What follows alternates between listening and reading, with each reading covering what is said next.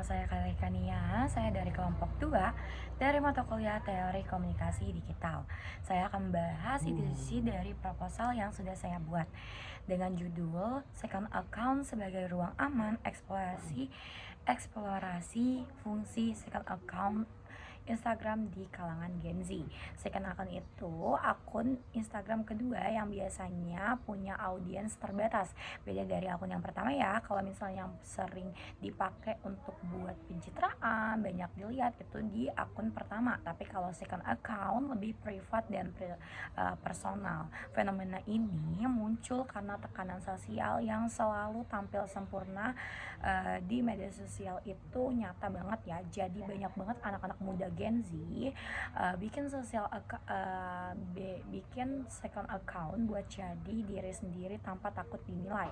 Berdasarkan penelitian atau fungsi utama second account di antara lainnya adalah yang pertama, tempat ekspresi diri yang lebih jujur. Yang kedua itu untuk curhat, cerita personal atau postingan-postingan tanpa mikir likes. Yang ketiga, buat komunikasi lebih nyaman untuk orang-orang terdekat dan orang-orang yang paling penting untuk menjaga kesehatan mental. Banyak banget nih yang merasa lebih bebas dan tidak terbebani di second account karena kita bisa mengontrol siapa yang bisa lihat postingan kita tanpa tekanan validasi sosial. Generasi Gen Z tumbuh di era digital, setiap momen bisa dibagikan dan diabadikan, tapi juga bisa tekanan sosial meningkat karena harus keren, harus happy, harus punya banyak followers. Tekanan kayak gini nih bisa banyak banget orang merasa lelah atau secara mentalnya itu lelah banget ya.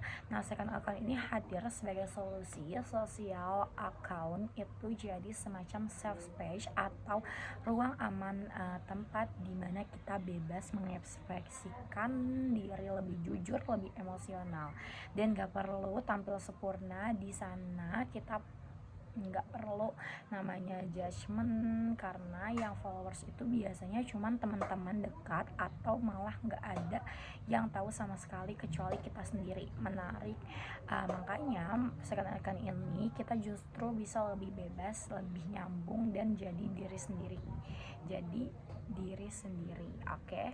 Nah, para ahli komunikasi juga melihat fenomena ini dari sisi teori identitas digital. Kita membentuk identitas yang beda di tiap konteks sosial. Di akun utama kita bisa citra, di akun second account kita lebih autentik ya. Terus juga teori pengelolaan privasi dari Sandra Petorni. Kita atur informasi pribadi sesuai dengan siapa audiens kitanya. Sandra Petorni bilang bahwa setiap orang punya boundary atau batas privasi yang diatur kita sendiri. Second account ini itu adalah satu bentuk pengolahan privasi karena kita pilih yang boleh tahu sisi kita dari kita sendiri. Safe space, teori second account jadi ruang aman buat mengurangi stres digital. Uses and gravities theory, kita pakai second account buat memenuhi kebutuhan emosional dan sosial kita sendiri, bukan orang lain. Kita hidup di era yang penuh keterhubungan tapi juga penuh tekanan sosial. Second account adalah bentuk adaptasi Gen Z untuk tetap bisa berkoneksi sambil tetap menjaga ruang aman mereka sendiri.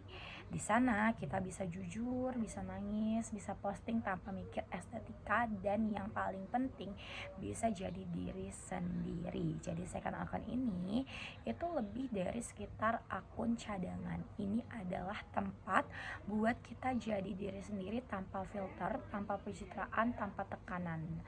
Buat sebagian orang ini bahkan bisa membantu kesehatan mental mereka sendiri di tengah dunia digital yang kadang ya capek lah ya, harus sempurna terus. Jadi sekian materi yang sudah saya bahas dari proposal yang sudah saya kerjakan dengan kelompok saya. Saya Kayla Kania pamit undur diri. Terima kasih. Assalamualaikum warahmatullahi wabarakatuh.